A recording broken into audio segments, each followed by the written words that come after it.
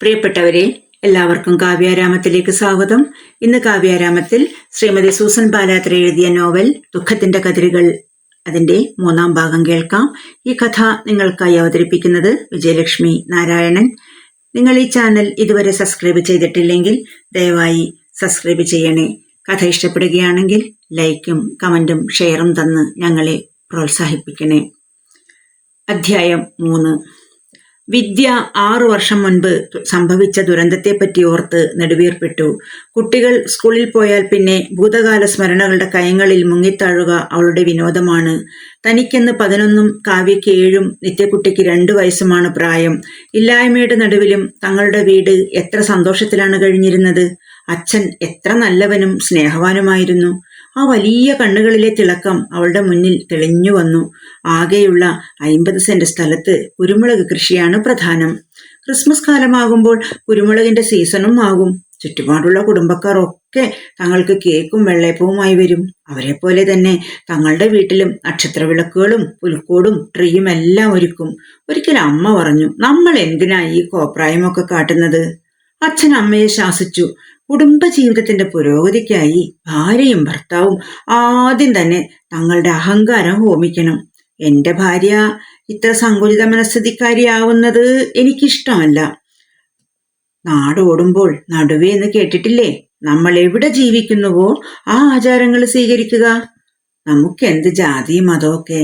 ജാതി നോക്കിയാ എനിക്ക് നിന്നെ കെട്ടാൻ പറ്റുമായിരുന്നോ? ജാതിയും മതവും ഒന്നും വേണ്ട നമുക്ക്. നല്ല മനുഷ്യരായി ജീവിച്ചാൽ മതി. അച്ഛൻ വീണ്ടും തുടർന്നു. നമ്മുടെ മക്കളെ നന്നായി വളർത്തണം. നല്ല വിദ്യാഭ്യാസം കൊടുക്കണം. മാന്യമായ വസ്ത്രം കൊടുക്കണം. നല്ല ഭക്ഷണം കൊടുക്കണം. അതിനാണ് രാപ്പകലില്ലാതെ ഞാൻ ഈ കഷ്ടപ്പെടുന്നത്. അമ്മ പിന്നൊന്നും പറഞ്ഞില്ല. നഖവും കടിച്ച് തെറ്റ് ചെയ്തവളെ പോലെ അച്ഛന്റെ മുന്നിൽ ഒന്നും മിണ്ടാതെ നിന്നു. സ്കൂൾ വാർഷിക പരീക്ഷ കഴിയുമ്പോൾ അച്ഛൻ അടുത്ത വർഷത്തേക്കുള്ള പുസ്തകങ്ങൾ സംഘടിപ്പിച്ചു തുടങ്ങും. റിസൾട്ട് അറിയുന്നതിന് ഒരാഴ്ച മുമ്പ് തന്നെ തങ്ങളെ കൂട്ടി മാവേലിമറ്റം ടെക്സ്റ്റൈൽസിൽ പോയി യൂണിഫോം എടുത്ത് ആ കടയിലിരുന്ന് തുണി തയ്ക്കുന്ന ദാമോദരനെ കൊണ്ട് അളവെടുപ്പിച്ച് തയ്ക്കാൻ കൊടുക്കും. ഒരിക്കൽ ദാമോദരൻ അളവെടുത്തപ്പോൾ കാവ്യ പൊട്ടിച്ചിരിച്ചു. കാര്യം ചോദിച്ച അച്ഛനോട് പറഞ്ഞു, ഇക്ലി എടുക്കുന്നു. അത് കേട്ടപ്പോൾ ആ കടയിലുള്ള എല്ലാവരും ആ ചിരിയിൽ പങ്കുചേർന്നു. അളവ് കൊടുത്ത് മടങ്ങിപ്പോരുമ്പോൾ കാവ്യ ധാരാളം വെട്ടുതുണികൾ പെറുക്കിയെടുത്ത് ശേഖരിക്കും. തയ്ച്ച യൂണിഫോമുകളും തുണികളും സ്കൂൾ തുറക്കുന്നതിന് ഒരാഴ്ച മുൻപ് അച്ഛൻ വാങ്ങിക്കൊണ്ടുവന്ന് ഇടിവിച്ചു നോക്കും. പുതിയ പെറ്റിക്കോട്ടുകളും പാവാടയും ബ്ലൗസും പുത്തൻ തുണിയുടെ മണം ആസ്വദിച്ച് ഞങ്ങൾ തുള്ളിച്ചാടും. തയ്യൽക്കൂലി രൊക്കം കൊടുക്കും. തുണിയെടുത്തതിന്റെ കാശ് കുരുമുളക് പറിക്കുമ്പോൾ കൊടുക്കാമെന്ന് കടം പറയും. നല്ലവനായ മാവേലിമറ്റം തോമാച്ചന് ദീർഘായുസ് നേരുന്ന അച്ഛനെ വിദ്യ വേദനയോടെ സ്മരിച്ചു. സ്കൂൾ തുറക്കുന്നതിന്റെ തലേന്ന് തങ്ങൾക്ക് ഇരുവർക്കും ബുക്കിന്റെ ചുമടുമായി വരുന്ന അച്ഛൻ ബുക്കിന്റെ പണവും മുളന്താനത്തുകാരോട് കടം പറയും. മുളക് പറിക്കട്ടെ, കാശ് തന്നു തീർക്കാം. അച്ഛനെ എല്ലാവർക്കും അതിരറ്റ ഇഷ്ടമായിരുന്നു. അതായിരുന്നു അച്ഛന്റെ പ്രകൃതം. അതുകൊണ്ട് അച്ഛന് ധാരാളം കടം കിട്ടുമായിരുന്നു. അല്ലലറിയിക്കാതെ ദുരിതങ്ങൾ അറിയിക്കാതെ അച്ഛൻ കുടുംബം ഭംഗിയായി നടത്തി. തലേ വർഷം എഴുതാതെ ബാക്കി വന്ന ബുക്ക് പേപ്പറുകളെല്ലാം ചേർത്ത് അച്ഛൻ തങ്ങൾക്ക് പലവക ബുക്ക് ഉണ്ടാക്കി തരും. അതിന്റെ താളുകൾ ഓരോ പേജും എഴുതി മറിക്കുമ്പോൾ പറഞ്ഞു പോകും. അച്ഛനോട് പരാതി പറയുമ്പോൾ പറയും, ഞാനേ ഒരൊറ്റ ബുക്കും ഭാഷയുടെ ഒരു പുസ്തകവും കൊണ്ട് മാത്രം പഠിച്ചവനാ. ബാക്കി എല്ലാം കൂട്ടുകാരുടെ പുസ്തകം വാങ്ങി എഴുതിയെടുത്ത് പഠിക്കും. പെൻസിൽ എഴുതി തീരുമ്പോൾ കൂട്ടുകാരുടെ കളയുന്ന പേനാ ക്യാപ്പിൽ പെൻസിൽ കടത്തി അഗ്രം വരെ എഴുതി തീർക്കും. റബ്ബർ മായ്ച്ച് തീരുമ്പോൾ പഴയ കമ്പിയിൽ കുത്തിയെടുത്ത് ഉപയോഗിക്കും. ഞാൻ നിങ്ങൾക്ക് ഇങ്ങനെയൊക്കെ തരുന്നത് എനിക്ക് കിട്ടാത്തതിന്റെ സങ്കടം ഇനിയും ബാക്കി കിടക്കുന്നുണ്ട്. എൻ്റെ വീട്ടില് നല്ല സാമ്പത്തികമായിരുന്നു, എന്നിട്ടും അവർ തന്നില്ല. നിങ്ങൾ അങ്ങനെ ആകരുത്. നിറഞ്ഞ മനസ്സോടെയാണ് ഞാൻ തരുന്നത്. അച്ഛനെ പറ്റി നല്ല ഓർമ്മകൾ നിങ്ങൾക്ക് സമ്മാനിക്കാനും നിങ്ങൾ മിടുക്കരായി വളർന്നു വലുതാകാനും വേണ്ടിയാ ഇങ്ങനെ ചെയ്യുന്നത്. അടുത്തു നിൽക്കുന്ന അമ്മ കണ്ണീരൊപ്പും. അമ്മയുടെ അച്ഛൻ ബാല്യത്തിലേ മരിച്ചുപോയി. പിന്നെ അമ്മാവന്റെ തണലിലായിരുന്നു വിദ്യാഭ്യാസവും ജീവിതവും. കർക്കശ ബുദ്ധിയായ അമ്മാവനും പോരിൽ സമർത്ഥയായ അമ്മായിയും. ആ ജീവിതം അമ്മയ്ക്ക് തീരാവേദനകൾ മാത്രമേ സമ്മാനിച്ചിട്ടുള്ളൂ. പഠിക്കാൻ മിടുക്കിയായ അമ്മ പഠനം പൂർത്തിയാക്കാതെ പഠനം നിർത്തി. അമ്മായിയെ അടുക്കളയിൽ സഹായിച്ചു പോന്നു. അമ്മാവന് 2 മക്കളാണ്. മൂത്തവൻ മന്ദബുദ്ധിയായതിനാൽ ഇളയവനെ ഒരുപാട് ലാളിച്ചു.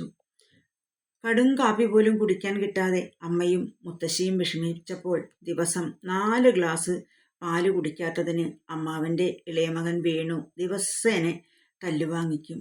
വളർന്നു വലുതായപ്പോൾ വേണുവിന്റെ അമ്മയോടുള്ള സമീപനം അമ്മയ്ക്ക് വെറുപ്പായി. എവിടെ വെച്ച് കണ്ടാലും അയാൾ അമ്മയെ കയറിപ്പിടിക്കും. വേണുവിൽ നിന്ന് രക്ഷപ്പെടാൻ നിവൃത്തിയില്ലാതെ വന്നപ്പോൾ അവൾ ക്ഷേത്രത്തിന് സമീപമുള്ള ആൽത്തറയിൽ പലപ്പോഴും കാണാറുള്ള പ്രസാദിനെ പരിചയപ്പെട്ടതും ആ പരിചയം വിവാഹത്തിൽ കലാശിച്ചതും അച്ഛൻ്റെ തിളങ്ങുന്ന കണ്ണുകളും വശ്യമായ പുഞ്ചിരിയും അമ്മയെ ആകർഷിച്ചു. അച്ഛനാകട്ടെ മനസ്സിലേറ്റി നടന്ന സ്വപ്നറാണിയെ കിട്ടിയ സന്തോഷത്തിലും അമ്മയുടെ സൗന്ദര്യവും ശാലീനതയും അച്ഛനെ അമ്മയിലേക്ക് അടുപ്പിച്ചു. അമ്മാവൻ തൻ്റെ മന്ദബുദ്ധിയായ മകന് കണ്ടുവച്ച വധുവായിരുന്നു അമ്മ. അത് നടക്കാത്തതിൽ ഏറെ പീഡനം അനുഭവിച്ചത് മുത്തശ്ശിയാണ്. എത്ര വിളിച്ചിട്ടും തങ്ങളുടെ ഒപ്പം താമസിക്കാൻ അഭിമാനിയായ മുത്തശ്ശി തയ്യാറായില്ല. കാരണം അമ്മ ആ വീട്ടിൽ നിന്നും ചാടിപ്പോന്നവളാണ്.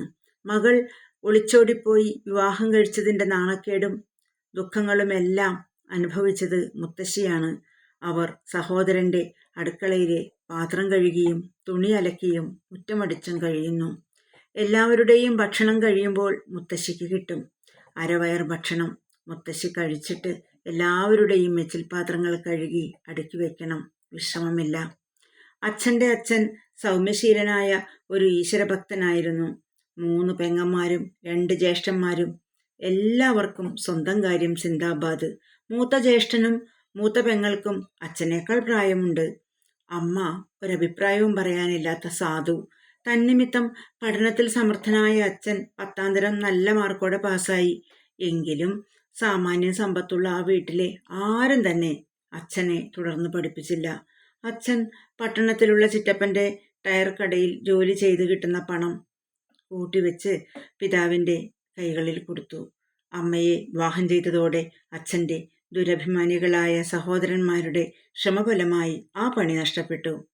അമ്മയെ വിവാഹം കഴിച്ചതു മുതൽ കഷ്ടപ്പാടിൻ്റെ ദിനങ്ങളായിരുന്നു അച്ഛന്.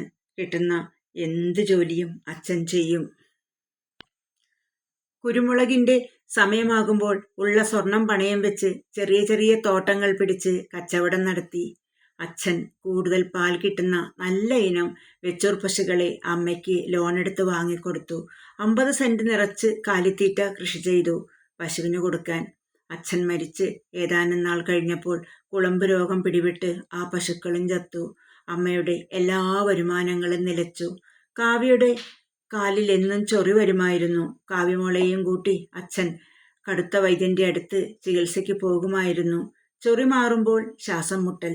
അച്ഛനും കാവ്യമോളും താനും കൂടി പുഴയിൽ കുളിക്കാൻ പോകും. അടുത്തു നിൽക്കുന്ന ഇഞ്ചക്കാട്ടിൽ നിന്ന് മുളിഞ്ച മുറിച്ചെടുത്ത് മുള്ളു കളഞ്ഞ് ചതച്ച് അച്ഛൻ ഞങ്ങളെ ബലമായി തേപ്പിക്കും. കാവ്യയുടെ കാലിലെ ചൊറിയിൽ നിന്ന് ചോരയും ചലവും ഒഴുകി വരും. അവൾ വലിയ ഉച്ചത്തിൽ നിലവിളിക്കും, ഈശ്വരാ, ഈ അച്ഛനെ കൊല്ലണമേ. ആ കടവിൽ കുളിച്ചുകൊണ്ടിരുന്ന എല്ലാവരും പൊട്ടിച്ചിരിക്കും. കഴുകിക്കഴിഞ്ഞ് വ്രണങ്ങൾ ഉണങ്ങിയ തുണിക്കഷ്ണകൾ കൊണ്ട് ഒപ്പി അച്ഛൻ മരുന്ന് പുരട്ടും. എണ്ണ തേച്ചുള്ള കുളി ഭക്ഷണത്തെക്കാളും അച്ഛന് പ്രധാനമായിരുന്നു. അരി വാങ്ങിയില്ലെങ്കിലും തേച്ചു കുളിക്കുള്ള എല്ലാ സാധനങ്ങളും അച്ഛൻ എത്തിച്ചു തരുമായിരുന്നു. എണ്ണ, കുഴമ്പ്, സോപ്പ്, ഇഞ്ച, താളി എല്ലാം. വിദ്യയുടെ മനസ്സ് ഇന്നലെയുടെ ആഴങ്ങളിൽ നിന്ന് മുത്തുകൾ തപ്പുകയാണ്. അമ്മ ഒരിക്കൽ പറഞ്ഞു, വിദ്യ മോളെ പഠിപ്പിച്ച് നേഴ്സിങ്ങിന് വിടണം, കുടുംബം രക്ഷപ്പെടും. കാണാൻ മേലെ അമ്മിണിയടുത്തിടെ വീട്ടിലെ ഐശ്വര്യം. അച്ഛന് ദേഷ്യം വന്നു. വല്ലവരുടെയും കാര്യം വിടടി, നമുക്ക് നമ്മുടെ കാര്യം പറയാം. അമ്മ തുടർന്നു, കാവ്യയ്ക്ക് ടീച്ചറാകാനാ ഇഷ്ടം. നടക്കുമോ ആവോ? പിന്നെ നടക്കാതെ? ആദ്യം നമുക്കൊരു ആത്മവിശ്വാസം വേണം. അന്നേരം കാര്യങ്ങൾ അതിനനുസരിച്ച് അതിൻ്റെ വഴിക്ക് നടക്കും. പിന്നെ എൻ്റെ കൊച്ചിനൊരു ഡോക്ടറാക്കണം, ഇല്ലേടാ കുട്ടാ? നിത്യമോളുടെ നെറുകയിൽ അച്ഛൻ ഒരു ചക്കര മൊത്തം കൊടുത്തു. ഇതെല്ലാം കേട്ടുനിന്ന താൻ ബഹളം വെച്ചു, എനിക്ക് നേഴ്സാവേണ്ട, ഡോക്ടറായാൽ മതി. എന്നാൽ നീ പോയി ഡോക്ടറാവാൻ നന്നായി പഠിക്ക് പോ. അച്ഛൻ തന്നെ എഴുന്നേൽപ്പിച്ചു വിട്ടു. അന്നൊരിക്കൽ വിദ്യ തനിക്ക് കിട്ടിയ സ്കോളർഷിപ്പ് കാശ് 150 രൂപ അച്ഛൻ്റെ കയ്യിൽ കൊടുത്തു. എന്നിട്ട് അമ്മയുടെ നിർദ്ദേശപ്രകാരം അച്ഛൻ്റെ കാലിൽ തൊട്ട് വന്ദിച്ചു. അച്ഛൻ തൻ്റെ മൂർധാവിൽ ചുംബിച്ച് 2 കരങ്ങളും തൻ്റെ തലയ്ക്ക് മീതെ വെച്ച് അനുഗ്രഹിച്ചു. എൻ്റെ മോൾ മിടുക്കിയാകും, നന്നായി വരും. ഇതെല്ലാം കണ്ട് സന്തോഷാശ്രുക്കൾ തൂകി ഈശ്വരന് നന്ദി പറഞ്ഞ് അമ്മ നിന്നു. സുഖത്തിൻ്റെയും സന്തോഷത്തിൻ്റെയും ദിനങ്ങൾ മാനിൻ്റെ വേഗതയിലാണ് ഓടിപ്പോയത്. അവൾ നെടുവീർപ്പിട്ടു. ഈ നോവലിൻ്റെ അടുത്ത ഭാഗം അടുത്ത ദിവസം.